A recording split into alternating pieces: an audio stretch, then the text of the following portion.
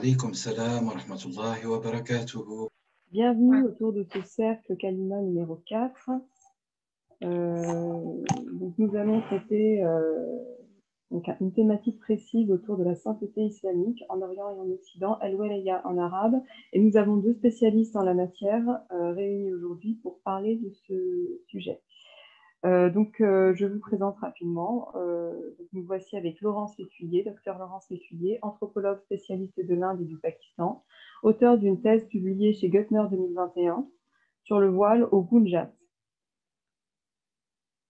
Et ainsi que le professeur Boumediene Ben Yahia, expert consultant islamologue et fondateur de l'Institut Kalima Olmi, spiritualité de l'islam, du langage et de l'être.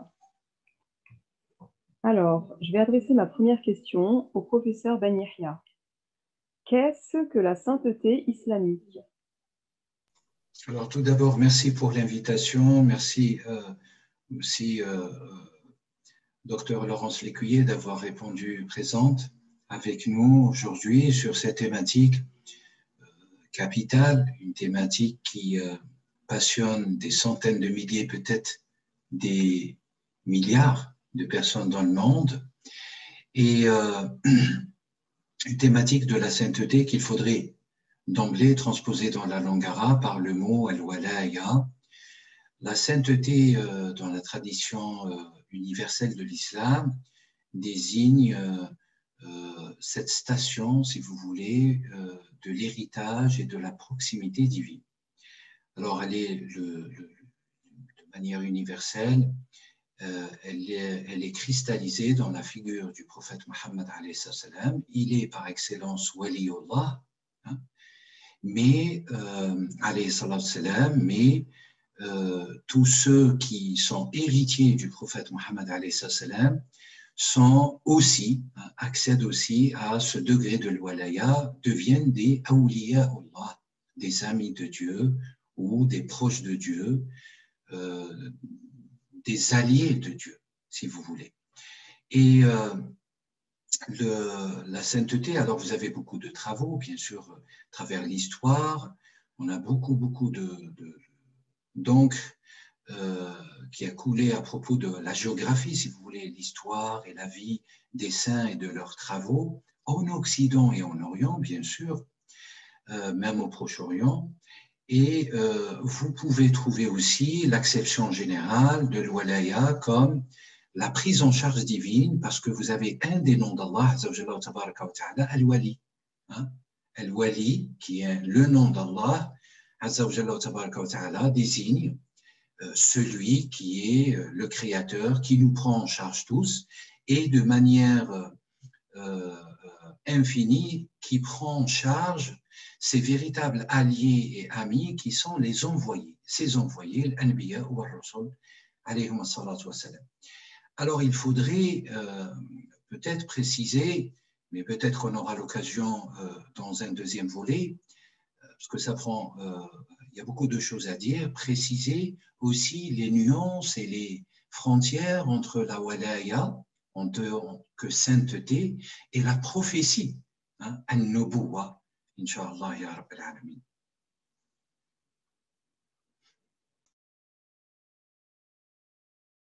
Je vous remercie pour cette question. Alors, nous allons adresser cette deuxième question à Dr Lécuyer. Quelles sont les spécificités de la manifestation de la sainteté au Pakistan, Dr Laurence, ainsi que y a-t-il des points communs avec la sainteté islamique en Inde?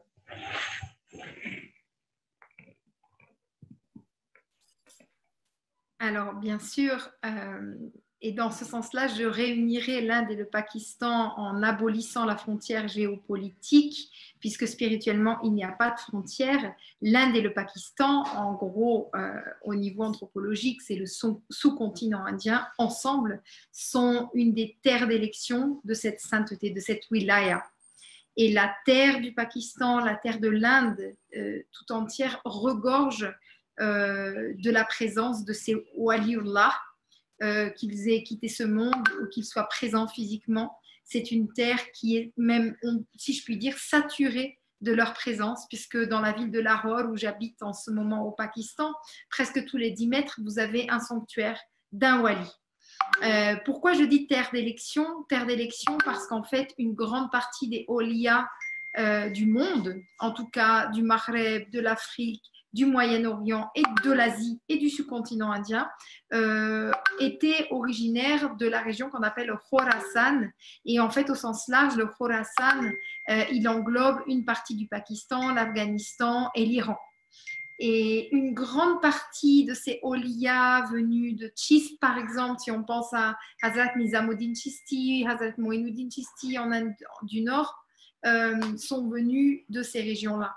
Donc, terre d'élection de la wilaya, mais il ne faut pas non plus oublier, je le souligne parce qu'au Pakistan, c'est quelque chose qui est absolument présent au quotidien et en permanence, de la présence des descendants de la famille du prophète sallallahu alayhi wa sallam, qu'on appelle évidemment les Sayyid dans le monde musulman, les Sadat aussi, les descendants de l'imam Ali et de Bibi Fatima Zahra, mais aussi de ses autres épouses. Il y a un nombre très important de descendants de la famille du prophète. Ces terres portent donc la nour de la famille du prophète, et il est très important de souligner qu'après l'événement de Karbala, les individus de la famille du prophète se sont exilés, et en fait elles n'ont trouvé d'accueil véritable et de sakina, si l'on peut dire, et de protection qu'en arrivant proche de ces terres du sous-continent, à commencer par le Baloutchistan. Et d'ailleurs, certains archéologues ici au Pakistan, pakistanais, certains de mes amis m'ont affirmé de la présence, avec preuve archéologique, de l'imam Ali au Baloutchistan, puisque en fait, on ne le sait pas assez et on ne le dit pas assez, mais à l'époque du prophète sallallahu alayhi wa sallam, il y avait un commerce abondant entre la péninsule arabique et les pays d'Asie, en tout cas de l'Asie du Sud, donc l'Inde et le Pakistan, l'Afghanistan. Il y avait des circulations d'individus, il y avait des échanges spirituels aussi. J'ai un ami archéologue notamment qui a beaucoup travaillé sur les échanges de la Khadija et de sages du monde indien. Donc, on ne souligne pas assez dans le monde musulman cette connexion spirituelle entre la péninsule arabique dès l'époque du prophète sallallahu alayhi wa sallam et jusqu'à aujourd'hui. Et en fait, c'est aussi cette particularité, ce lien, cette connexion profonde qui en a peut-être fait une des terres d'élection. Il y a probablement un secret aussi dans la géographie sacrée. Et puis, il ne faut pas oublier aussi, et ça c'est quelque chose que le monde indien de façon générale, et ça quand je dis le monde indien au niveau anthropologique, j'englobe aussi le Pakistan, et dans l'affirmation et la certitude que Mola Ali est l'héritier par excellence de l'imamat, de la waliya, de la wilayat. Et d'ailleurs, le sermon du prophète Man Kuntu Mola est très célèbre en Inde et au Pakistan, et repris dans les chants, le Qawwali, les chants sacrés. Donc en fait, l'imam Ali, Amir al-Mouminin, sa présence spirituelle, mais aussi sa présence politique, sa présence sociale, sociologique même, est très affirmée au Pakistan et en Inde. Et donc, comme c'est le point de départ de la wilayat, forcément, il est celui qui appuie et qui a permis, qui a offert un petit peu cette semence de la wilayat qui s'est ensuite installée sur ces terres et qui jusqu'à aujourd'hui est absolument vivante et réactualisée par un nombre très important de rituels très différents les uns des autres, qui touchent quasiment l'ensemble des communautés musulmanes de l'Inde et du Pakistan, et qui sont donc reliés à la wilayat, qui passe par la musique, par le sama, par les mehfil et sama, par les percussions sacrées aussi. Donc en fait, non seulement cette wilayat, elle est reconnue, affirmée, réactivée, réactualisée, elle fait partie de la aqidat des individus, mais en plus de ça, elle est sans arrêt rendue vivante, gardée vivante par le rituel.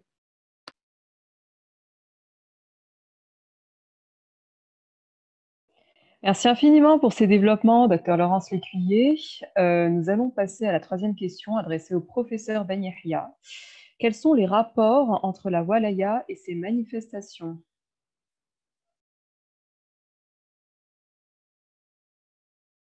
Pardon. Docteur Laurence Lécuyer, à l'instant, faisait quelques références par rapport à la question de la manifestation plurielle au Pakistan, en Inde, en effaçant cette frontière hein, entre l'Inde et le Pakistan. C'est pratiquement la même chose qui s'applique, si vous voulez, de manière géographique au monde.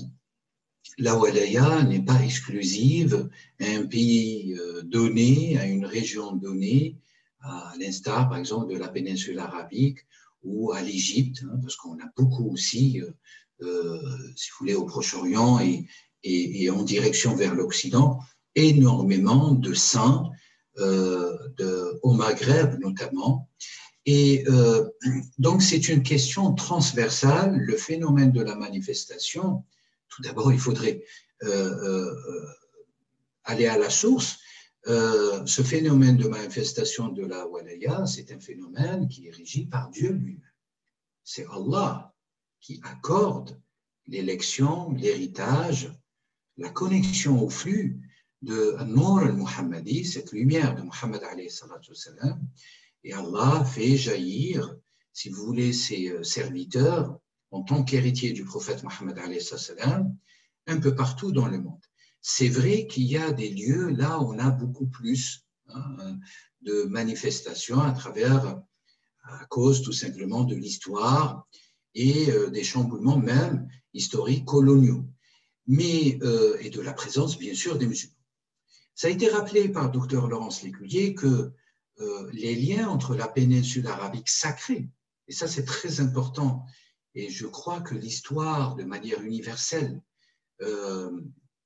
et l'histoire islamique de manière particulière a longuement éludé ou, si vous voulez, marginalisé ce phénomène-là. Je reviens dessus pour confirmer que les liens à partir de l'Arabie heureuse, si vous voulez, du prophète Muhammad alayhi salam et de la diffusion de ses lumières, de la transmission de la révélation universelle d'Allah ont touché le monde entier. Et donc, il n'y avait pas de, si vous voulez, ils n'étaient pas cantonnés par ce qu'on appelle les volontés politiques à ce que les diffusions, les propagations soient seulement vers le nord ou le sud jusqu'au Yémen, et ça s'arrête là. Donc, ce lien, il est très important parce que c'est un lien qui resymbolise, si vous voulez, qui symbolise de manière concrète que le message lui-même, la lumière lui-même, l'héritage lui-même, il est universel. Et c'est la vocation même de la sainteté. La sainteté a ce caractère incontestable de l'universalité. Muhammad alayhi salam a été envoyé pour tous les mondes, hein, nous dit la révélation coranique, hein, a été envoyé pour tous les mondes. وَمَا أَرْسَلْنَاكَ إِلَّا رَحْمَةً لِلْعَالَمِينَ. L'alamin, c'est le pluriel d'un seul monde. Et cette rahma, cette miséricorde, elle est diffuse, si vous voulez, à travers ces figures, ces personnes pieuses, ascètes, dévots, qui se consacrent à cheminer pas à pas sur les pas du prophète Muhammad alayhi salatu wassalam. La manifestation de la sainteté, elle se manifeste un peu partout, mais elle se manifeste aussi de manière différenciée selon les temps, selon le cycle temporel et selon aussi parfois la géographie. Pourquoi? Tout simplement parce que les héritiers, les alliés, les saints, hein, souvent on retrouve cette traduction des saints de Dieu, même si cette traduction elle est calquée un petit peu sur le biblisme, si vous voulez, mais enfin qui parle à beaucoup de monde en Occident. Cette tradition de la sainteté, c'est qu'elle relève de manière foncière par rapport à la typologie de l'héritage du flux de la lumière de Muhammad alayhi salam qu'on reçoit, que telle ou telle personne, femme ou homme, et ça il faudrait aussi le préciser, les maîtres ne sont pas que des hommes. Les maîtres aussi peuvent être, hein, les véritables maîtres, héritiers du prophète alayhi salam, les maîtresses, réceptacles de la lumière du prophète Mohammed alayhi salam peuvent être aussi des femmes. Et ça, c'est un phénomène aussi qui transpose, si vous voulez, une connexion, une harmonie entre l'Orient et l'Occident, vu le sujet proposé par votre soin. tout cela dépend de l'archétype, si vous voulez, spirituel, de la personne qui est chargée d'une mission, qui est chargée d'une amana, d'un dépôt de confiance divin sur les pas du prophète alayhi salam, et que ce dépôt divin puisse être parfois passé directement par un autre prophète. Vous avez beaucoup de personnes qui sont des chouyours, des femmes ou des hommes, et qui ont cette typologie, cet archétype de Sayyiduna Isa, Jésus, paix sur lui. Vous avez d'autres, et là, je convoque beaucoup d'exemples, et nous avons beaucoup d'exemples en Asie, notamment en Inde, peut-être même au Pakistan. Dr Laurence Lécuyer nous en parlera, où la question du rite du feu est fondamentale, le rite du feu est fondamental, et qui nous renvoie à des typologies de sainteté par ce secret du feu. Donc, vous avez des héritiers par le biais, si vous voulez, de manière beaucoup plus concrète, par le biais des 124 000 prophètes que Dieu a envoyés sur terre. Donc, vous avez toutes ces typologies qui se retrouvent cantonnées, qui se retrouvent rassemblées dans l'archétype universel de Muhammad alayhi salatu wa salam, archétype à la fois primordial.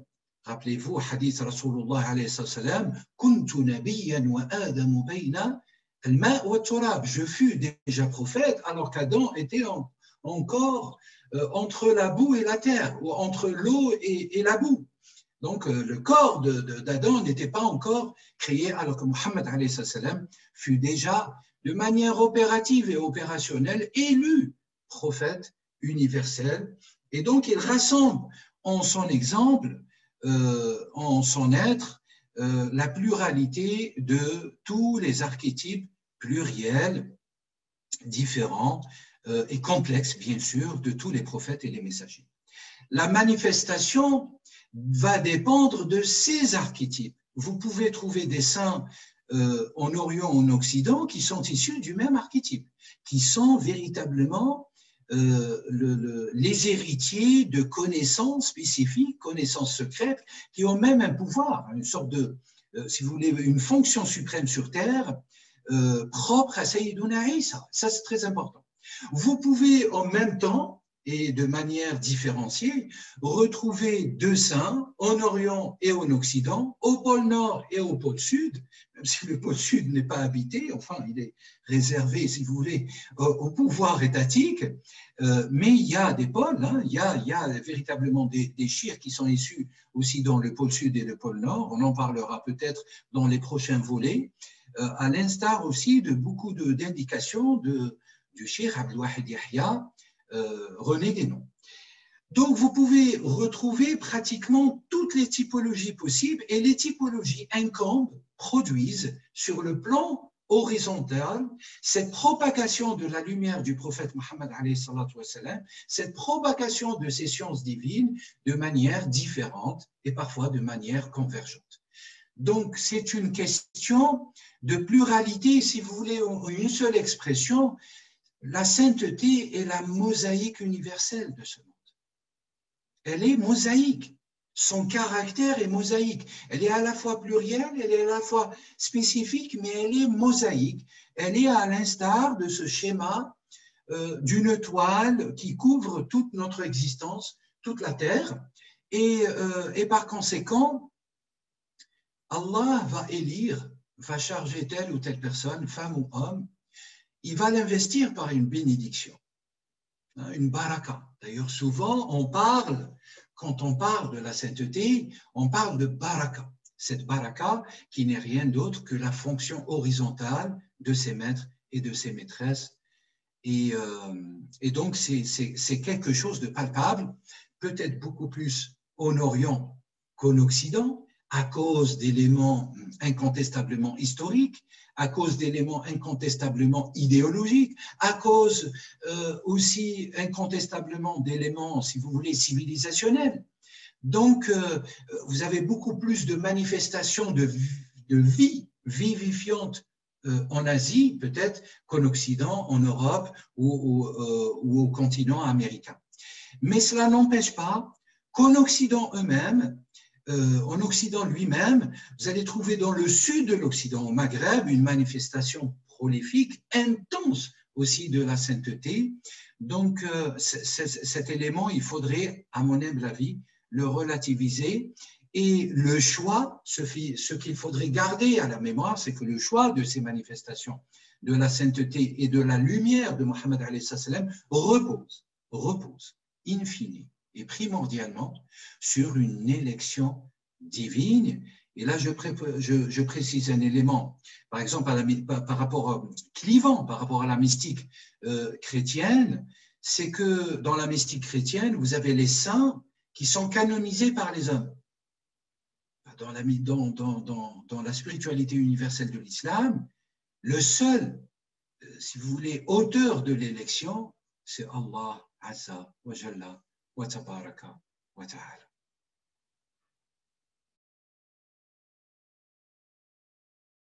Je vous remercie, Dr Bani Yahya. Alors, j'ai une quatrième question que je souhaiterais adresser au docteur Laurence Lupuillier. Pouvez-vous nous parler de la dévotion à Ali en Orient? Est-ce une forme orthodoxe et en quoi consiste-t-elle?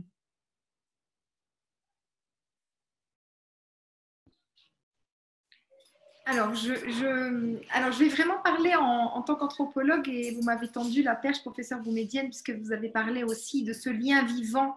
Comment est-ce que les Awliya sont maintenus vivants dans ce monde par le lien qu'ont établi les hommes avec eux? Et c'est de ça que je voudrais parler, puisqu'en tant qu'anthropologue, je suis moins spécialiste de l'histoire ou de l'onomastique musulmane, mais plus de ces manifestations, des manifestations de ces phénomènes à travers la vie sociale, à travers les comportements des individus.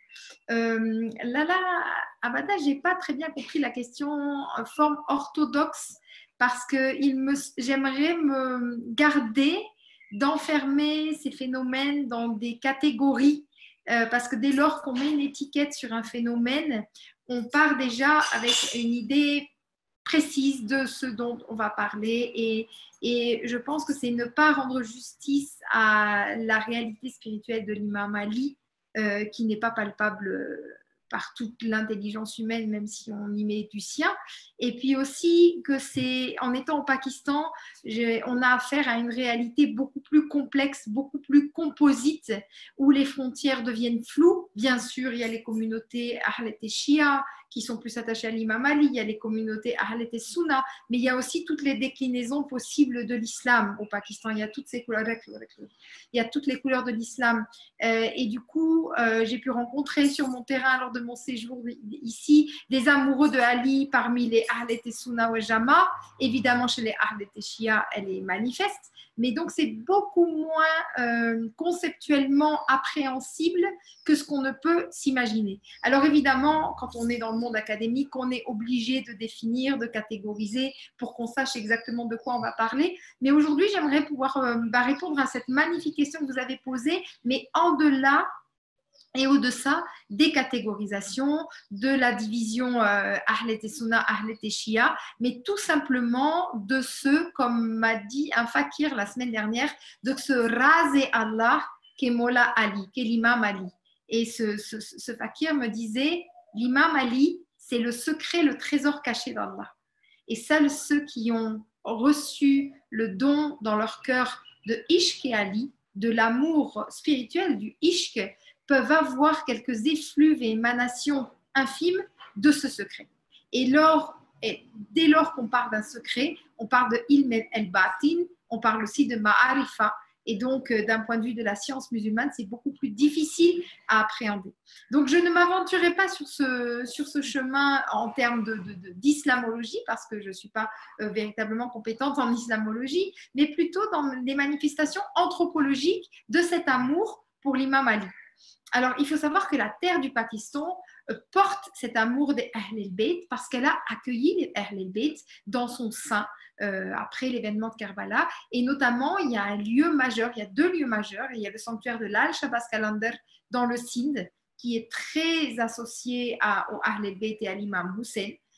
Certaines communautés disent même que là, le Shabazz Kalender, qui était donc un très très grand wali, Ousmane Marwandi, qui est de la tarika Kalandaria, qui est aussi une des spécificités des tarikas, on ne peut même pas dire soufis, hors détermination du Pakistan, lié à la Malamatiya, mais c'est bien au-delà de ça. Et puis, il y a le sanctuaire à Lahore de Bibi Pakdaman. Le sanctuaire de Bibi Pakdaman, c'est un sanctuaire qui regroupe les corps de plusieurs femmes, Bibi Pak, comme on dit au Pakistan, des Saïda saintes et Masouma, en quelque sorte, puisque Pak, comme Pakistan, en ourdou, ça veut dire pur, insouillé, non souillé. Et donc, ces bibis sont il y a Bibi Rukiye parmi ces bibis, qui est une des filles de l'imam Ali, avec une de ses épouses, après Bibi Fatima Zahra, et d'autres aussi, Bibi Apak, qui l'accompagnaient, ainsi que des hommes. Donc, quand elles ont fui Karbala, elles se sont d'abord réfugiées dans le Sine, au Baloutchistan. Elles sont d'abord rentrées par le Baloutchistan, puisque c'était la porte d'entrée. Il faut savoir que spirituellement, le Baloutchistan, c'est une terre qui est dite habitée par des colonies de djinns moumines, de djinniat croyants. Et c'est vrai que tous les gens qui ont mis les pieds au Baloutchistan, même les Baloutchis eux-mêmes, disent qu'il y a une mystique du Baloutchistan associée à la terre et associée aux populations invisibles qui la peuplent, qui rendent cette terre absolument insondable d'une certaine manière et très intéressante.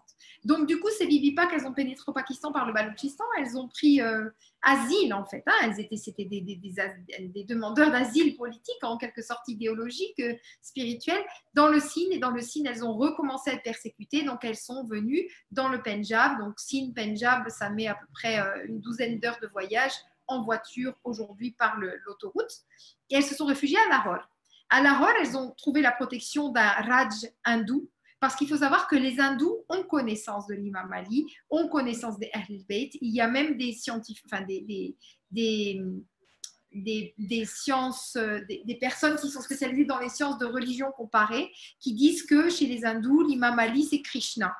Et donc, il y a une science comparative qui est née, qui compare les attributs de ce que Krishna dit de lui-même et de ce que Molla Ali dit de lui-même, notamment dans Najd el-Balara, et il y a un parallélisme assez frappant. Donc, en fait, les hindous, et puis il y a aussi des hindous qui avaient prêté allégeance à l'imam Hussein à l'époque de Karbala, et il y a deux histoires, soit ils auraient combattu avec lui à Karbala et auraient été eux shahids aussi, cette communauté d'hindous, ou alors ont été appelés par l'imam Hussein en renfort, et donc ils sont arrivés, mais ils sont arrivés trop tard. En tout cas, ils avaient prêté allégeance à l'imam Hussein, et aujourd'hui, ce sont les Husseini Brahmin, qui est donc une communauté de brahmanes qui sont aussi des partisans de l'imam Hussein. Donc, ils ont des pratiques hindoues, mais aussi, ils réalisent toutes les commémorations du mois de Muharram, Safar, et puis toutes les commémorations autour des 12 imams, des 14 Masoumin, des 14 Masoumin. Donc, en Inde spécifiquement, il y a quasiment plus de Husseini Brahman au Pakistan. Donc, voilà, vous voyez un petit peu l'attachement. Et en fait, l'imam Hussein, je crois, était ami avec un des Raj hindous du Décan, donc de la plaine du Décan en Inde, si je ne me trompe pas, je ne sais plus exactement l'endroit, mais il me semble que l'imam Hussein était marié avec la sœur de la femme de ce Raj hindou qui était persane, une princesse persane, une des femmes de l'imam Hussein. Donc, vous voyez, les liens étaient particuliers. Et donc, les Rajas hindous, certains Rajas hindous, étaient supporters de l'imam Hussein et l'ont accueilli. Ont accueilli donc la Sainte Famille. Donc, cette Bibi Rukiye, Bibi Pakdaman, elles ont été protégées un certain temps à Lahore. Et puis, ce Raj hindou a disparu et elles ont recommencé à être persécutées. Et comme elles ont été persécutées, elles ont fait une doua. Et en fait, Allah a ouvert la terre et les a ensevelies. Et donc, c'est un des sanctuaires les plus chargés spirituellement, les plus émouvants de Lahore, ce sanctuaire de Bibi Pakdaman, qui est essentiellement fréquenté par les communautés Shia, mais ça depuis pas très longtemps. En fait, la division Shia-Sunni au Pakistan, elle est assez récente. Elle date des années 90, on va dire 80-90, mais c'est un sanctuaire très fréquenté et où on entend parler beaucoup de miracles, de guérisons, notamment de femmes qui ont des enfants qui ne peuvent pas en avoir. Donc, ce que je voulais souligner, c'est du coup cette prédominance, cette existence, en fait, cette kéfiyat, comme on dit, ce tajali de l'imam Ali, puisque c'est là où je voulais en venir à travers les pratiques observées par les anthropologues, c'est que qu'est-ce qui rend vivant ces awliya Et cette wilaya de l'imam Ali et cette présence des Ahl al-Bayt, c'est précisément la commémoration. C'est précisément les commémorations pratiquées essentiellement par les communautés hanafi, mais aussi la commémoration dans le sens de la réminiscence, du souvenir. Et en fait, je le vois bien, moi, précisément parce que j'ai aussi fait beaucoup de ziyarat en Turquie, dans le Maghreb, en Tunisie, au Maroc. Les sanctuaires marocains, aujourd'hui, je ne sais pas comment c'était avant, sont beaucoup moins vivants. Il me semble, en tout cas, ça c'est une observation très subjective, mais il me semble que leur phase, leur lumière spirituelle, l'air est moins chargé de leur présence qu'en Inde et au Pakistan. Précisément parce qu'en Inde et au Pakistan, ce lien n'a jamais été coupé. Aussi parce que les hindous, les sikhs, les jains, les bouddhistes ont cette habitude de préserver le lien avec les êtres spirituels qui ont illuminé leur parcours de vie. Et du coup, par le rituel, et en anthropologie, c'est donc là tout l'intérêt du rituel, le rituel, énergétiquement parlant, spirituellement parlant, pas uniquement symboliquement parlant, manifeste des réalités, active une réalité. Il y a un aspect performatif du rituel qui permet à une réalité non manifestée de se manifester par le biais du rituel. Et le rituel, c'est donc un branchement électrique qui permet à l'électricité, voilà, on appuie sur le bouton et la lumière, l'ampoule s'allume. Le rituel, c'est un petit peu comme ça, on appuie sur le bouton et la pièce se charge de la lumière. Parce qu'on a appuyé sur le bouton, on a établi le branchement. Et donc, du coup, l'Inde et le Pakistan, et malgré que le Pakistan, bien plus que l'Inde, a été aussi très inondé de la pensée salafi, wahhabi, qui a érigé en tabou la visite des mausolées, des sanctuaires en disant que c'est shirk, on connaît toute l'histoire, mais il y a eu une résistance, puisqu'on ne peut pas enfermer ni expulser le ruh, l'esprit de ce monde. C'est impossible. Donc, du coup, le ruh a résisté et il y a des êtres qui sont restés connectés et qui ne cessent d'activer ce lien. Et donc, il me semble que cette wilaya est particulièrement vivante et opérative.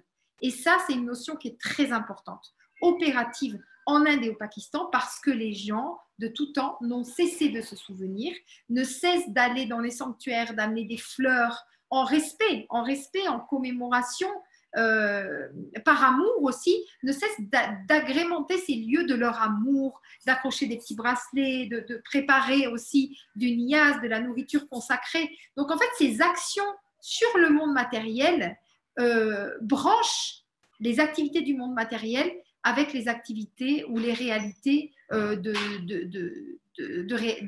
monde spirituel supérieur. Et donc, il y a une connexion qui est établie et il y a une interpénétration de ces plans de réalité. Et ça, c'est quelque chose, puisque moi, ça fait une quinzaine d'années que j'observe dans une centaine de sanctuaires en Inde et au Pakistan, c'est quelque chose qui est vraiment palpable dans les sanctuaires, cette interpénétration. On est dans un état barzakhi, on est sur le barzakh. Il y a une interpénétration entre les réalités et les effluves du monde spirituel et le monde manifesté. Et on a l'impression d'un côté que le monde matériel se spiritualise, s'éthérise dans ces lieux-là, et en même temps que le monde spirituel se matérialise. Et donc, j'ai moi-même, et puis par mes activités d'anthropologue aussi, les témoignages que j'ai recueillis, ou ce que j'ai vu moi-même, assister à de nombreux karamats, en fait, à de nombreuses manifestations, à de nombreux moajza aussi, de nombreux miracles dans ces lieux-là, et aussi dans la vie de ceux qui croient en eux et de ceux qui sont connectés à eux. Et il ne s'agit bien plus qu'une croyance. Pour ces individus, il s'agit d'une réalité, encore une fois, je le répète parce que je pense que c'est un mot-clé ici, opérative. C'est-à-dire que la réalité de la connexion avec les Awliya et avec la famille du prophète, avec Ahl al-Bayt, avec l'imam Ali alayhi salam, elle est une réalité tangible et non pas une croyance ou des pratiques de superstition. C'est une réalité tangible. En tout cas, je parle en tant qu'anthropologue, témoin de la vie et des pratiques quotidiennes de ces individus. C'est une réalité tangible qui agit sur leur réalité. Pour vous donner un exemple, une des familles très très proches que je fréquente, une de leurs filles était devenue aveugle et les docteurs avaient donné raison de ses yeux, avaient dit elle ne retrouvera jamais la vue. Et en fait, ils ont fait des pratiques. Bon, c'est une famille Ahl Shia. Ils ont fait des pratiques. Ils sont allés dans l'imam Barga. Ils ont fait des choses. Voilà, autour de l'imam Ali. Et en une semaine, cette jeune femme a retrouvé complètement la vue. Et donc, les médecins eux-mêmes ont reconnu le miracle. Ça, c'est un exemple parmi d'autres. Et en fait, c'est vrai que du coup, ce rapport entre l'iman, la foi Et l'omniprésence du miracle ou des karamats rend ce miracle, tout aussi miraculeux qu'il soit, une réalité tangible du quotidien. Et je pense aussi que c'est pour ça qu'on peut dire que la terre du monde indien et du monde pakistanais, ces terres-là, ces terres fertiles, comme m'a dit aussi une fois un fakir, ce sont des usines à fakir, puisque au Pakistan et en Inde aussi, ces walis, c'était des fakirs. C'est très souvent, si on prend Sami Amir, si on prend Alal Shabazz Kalander, si on prend Baba Boule Shah, si on prend Baba Farid Gand Shakar, Hazrat Moinuddin Chisti, Hazrat Nizamuddin Chisti, Hazrat Bakhtiyari Kaki, tous ces êtres-là étaient des fakirs, étaient des gens qui étaient morts avant de mourir, étaient des gens qui avaient renoncé au monde manifesté, qui continuaient à être dans le monde. Mais comme disait l'imam Ali, be in this world, but not of this world. Soyez dans ce monde, mais non pas de ce monde. Et donc, jusqu'à aujourd'hui, au Pakistan et en Inde, il y a un espace pour les fakirs. Il y a un espace pour ceux qui ont tout abandonné pour l'amour de Dieu, pour l'amour de l'imam Ali, pour l'amour du prophète sallallahu alayhi wa sallam et pour l'amour de la vérité. Et qui continuent, qui sont revenus dans ce monde pour pouvoir y agir, pour pouvoir laisser la lumière d'Allah agir à travers leur récipient qui, à force de renonciation, est devenu un réceptacle parfait de la lumière divine. Waouh, merci infiniment en tout cas pour cette richesse d'informations très sourcées. Là, je passe la parole au professeur Vanirya pour une 5e et toute dernière question. Qui doit-on suivre dans la voie spirituelle et qui en est le véritable modèle, professeur Vanirya?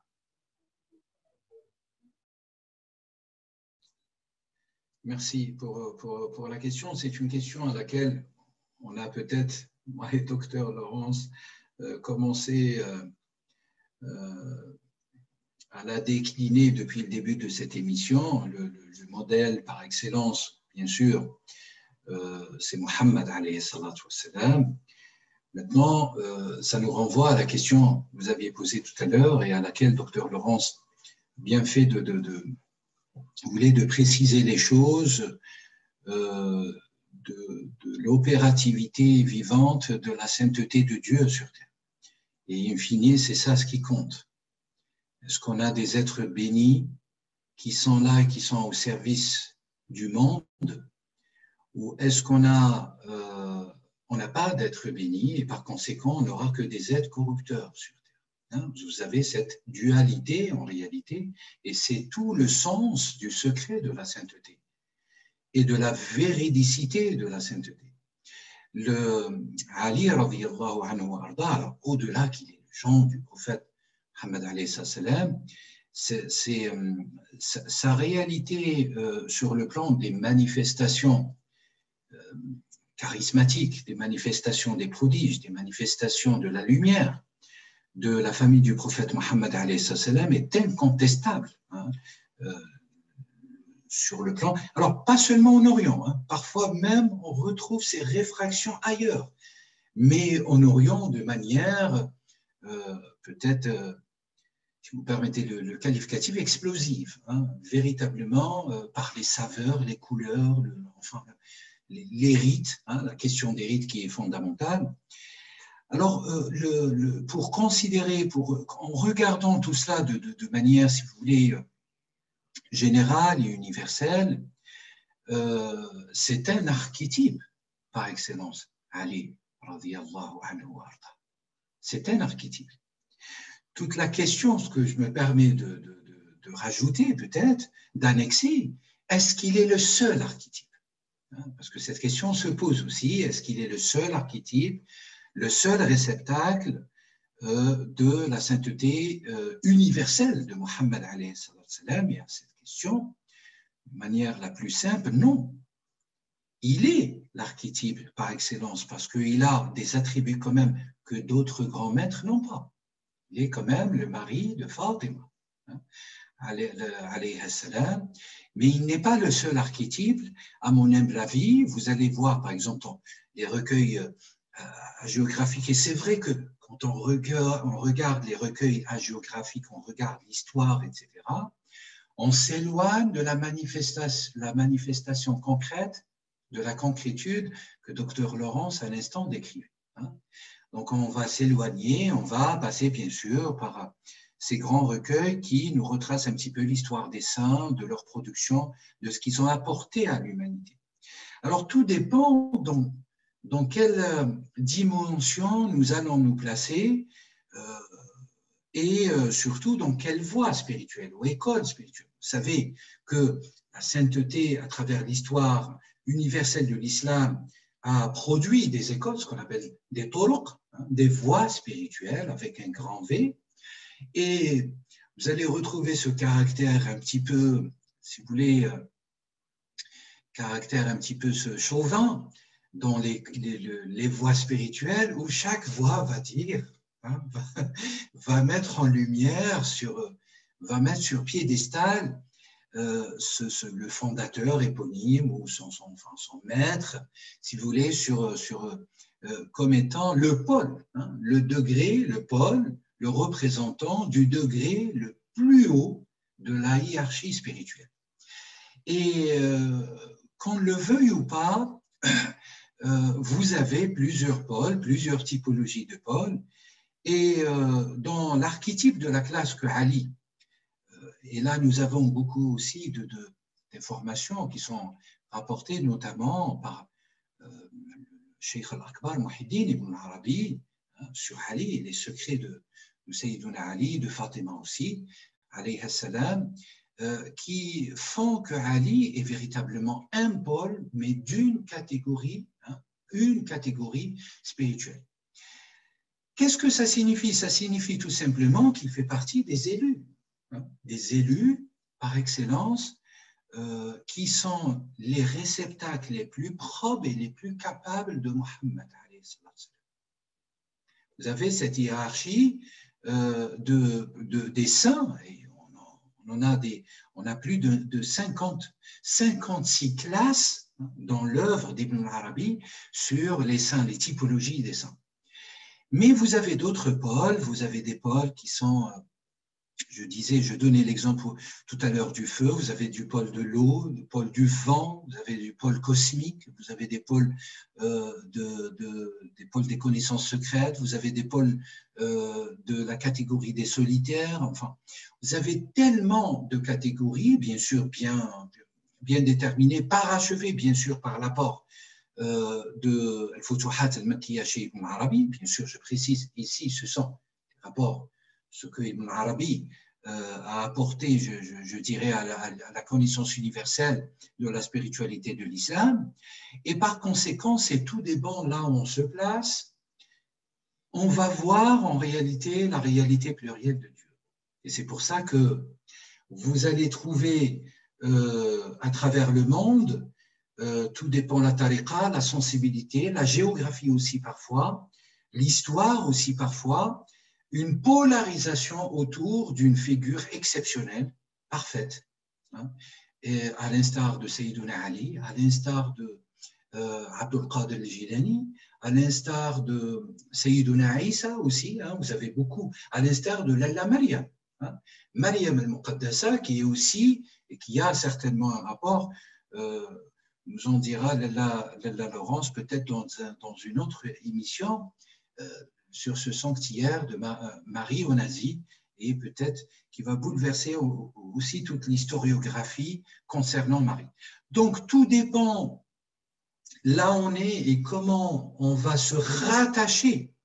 C'est une question d'initiation et de rattachement à la lumière de Muhammad alayhi salam qui va déterminer qui va être l'exemple pour nous parmi les hommes. À la question substantielle, qui doit-on suivre?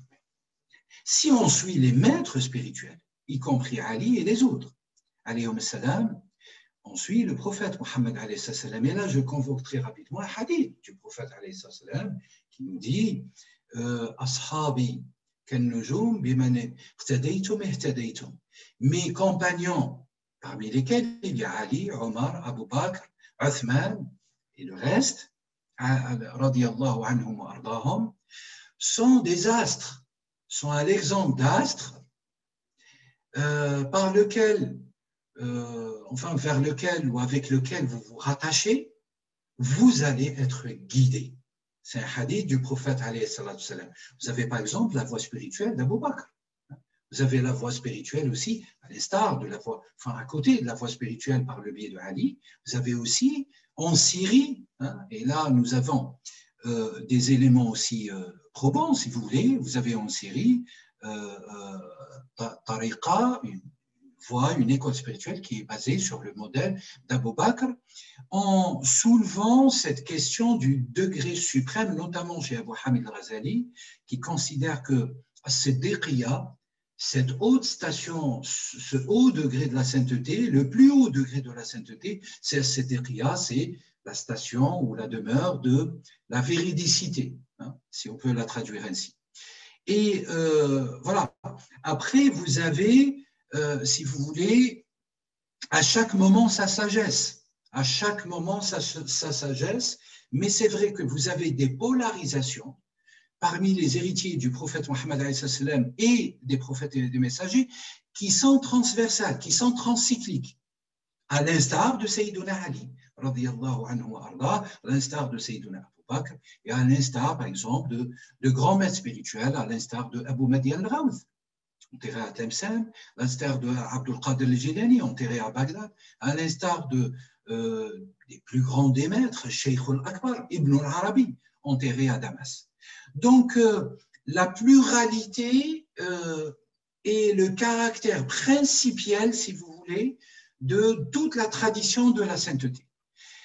Maintenant, il y a une hiérarchisation qui est de manière inexorable et approfondie dans l'œuvre d'Ibn Arabi de manière inégalée par rapport à tous les auteurs de l'histoire jusqu'alors. Et vous pouvez aussi avoir… Alors, Ali symbolise aussi le secret du prophète, alayhi salam. Il y a une tradition qui reprend que Ali est le secret du prophète lui-même, alayhi salam. Tout à l'heure, docteur Laurence nous avait raconté ce ravi en Dieu qu'il avait rencontré et qui lui a dit que Ali est le secret d'Allah. Bien sûr, la structure ainsi, elle est véridique, mais qui peut choquer. Enfin, ceux qui n'ont pas, si vous voulez, ne sont pas rattachés par la lumière, le secret d'Allah, ça signifie qu'il est, de manière inexorable, le secret du prophète. Mais si on se résume seulement à la littérarité ou à la littéralité de cette phrase extatique et riche de sagesse, alors c'est vrai qu'on est sans doute et sans pareil et sans contexte, le secret d'Allah éternel, c'est Mohammed, alayhi salatu wassalam, et c'est ce secret qui va se répercuter, qui va impacter tous les élus et les alliés de Dieu, les saints, et par conséquent, il faut suivre Mohammed, mais suivre Mohammed par le biais des exemples qu'Allah a élus sur les pas de Mohammed. Vous savez, cette tradition d'avoir un shir, elle est fondée dans Sourate la Caverne. Moïse, qui était le grand messager et prophète de son époque, le messager législateur, et qui devait à un certain moment suivre les pas et de rentrer en compagnonnage sous l'égide, sous l'autorité de Sayyiduna al-Khidr al-Abd al-Saleh. La fondation, si vous voulez, de la foi scripturairement dans la révélation, il faudrait tout le temps qu'il y ait un maître et un disciple, à minima. Et dans ce cas, qui est le cas universel fondé dans le Coran, dans Sourate la Caverne, vous avez Moïse qui a, selon la tradition, Josué qui est disciple et compagnon, valet. Et au moment où ils atteignèrent, si vous voulez, le degré de la rencontre de ces deux océans, qu'on pourrait d'ailleurs leur réserver un commentaire avec Dr Laurence Lécuyer, parce qu'une des thèses de ces deux océans, c'est le monde oriental et le monde occidental. Enfin, on y reviendra peut-être dans une prochaine émission. Au moment où ils atteignèrent, donc Moïse et Josué, là, le lieu où ils devaient rencontrer ce serviteur qui a ilm al-ladun, la science du lem, du del et du noun, La science qui émane de ces l'être suprême et essentiel, c'est pure essence auprès d'Allah selon la terminologie, l'enseignement de Cheikh Al-Wahdi al-Arabi. Moïse, qui fut un maître vis-à-vis de Josué, est devenu disciple vis-à-vis de Khidr. C'est comme si vous avez des phases en réalité, et ces phases se transposent à la fois sur le plan axial et à la fois sur le plan horizontal, vouant quand même une grâce à une loi existentielle qui est attestée dans Surat les prophètes, où Allah nous dit que la terre va être héritée par les alliés, par ses saints. Dieu ne va pas faire, c'est un décret universel éternel. Et donc là, vous avez aussi une preuve irréfutable dans le scripturaire coranique, dans la révélation universelle de l'islam, que les maîtres existent bel et bien et qui ont une fonction véritablement en conformité avec la volonté d'Allah par le flux principiel de Nour al-Muhammadi.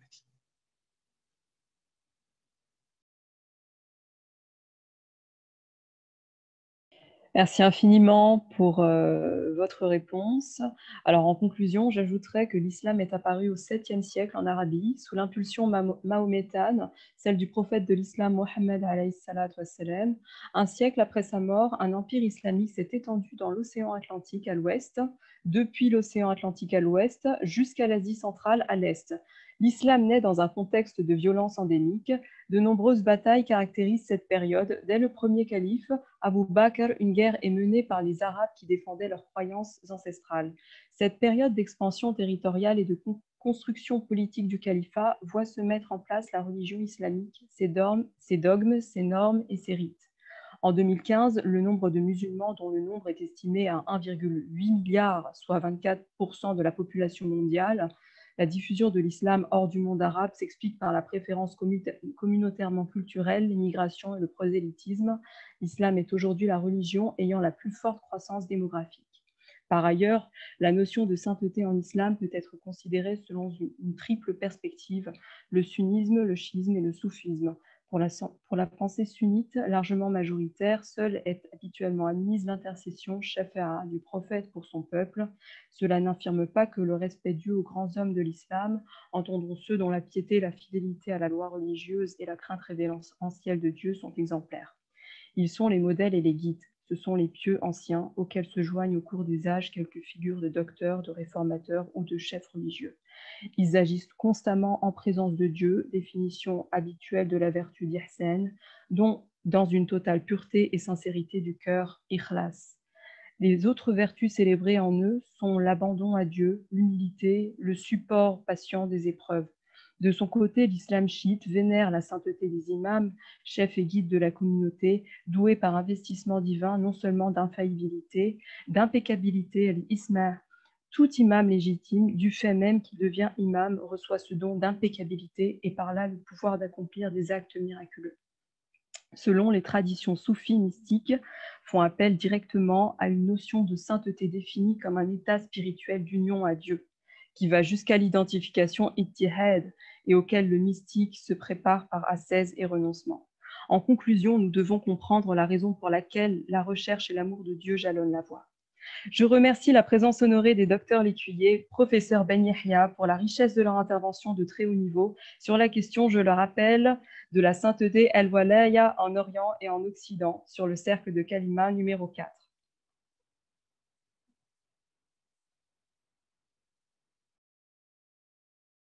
Merci à vous, merci pour Dr Laurence Lécuyer qui nous a fait l'honneur d'être avec nous dans ce cercle de Kalima. Merci à Madame Abada aussi pour la gestion et l'animation de ce cercle. Je présume qu'on va avoir tant de choses à revoir et à approfondir, à élucider, partager avec les auditeurs et les auditrices lors des prochaines émissions. D'ici là, portez-vous bien et merci pour tout. Et Sahaf Turkum, vu qu'on est à la fin du mois de Ramadan. Merci à vous. Merci à vous, docteur Laurence Lécuyer. Merci à vous, professeur. Merci beaucoup pour cette invitation et de permettre que cette wilayat qui s'exprime si fortement sur la terre de l'Inde et du Pakistan puisse parvenir à l'Occident, parce que je pense que le lien a été rompu et il y a une ignorance mutuelle qui fait qu'on n'a pas idée de la façon dont l'islam s'exprime sur cette terre et exprime aussi une réalité quintessentielle, primordiale et fondamentale de l'islam. Barakallahu fikum sarfou. Barakallahu fikum. Merci infiniment. Je vous donne rendez-vous prochainement pour le cercle de Kalima numéro 5. Nous aborderons d'autres thématiques toujours aussi fascinantes les unes que les autres. En attendant, je vous souhaite une excellente fin de journée, un excellent ftor et une excellente fête de l'Aïd et fin de Ramadan. Portez-vous bien.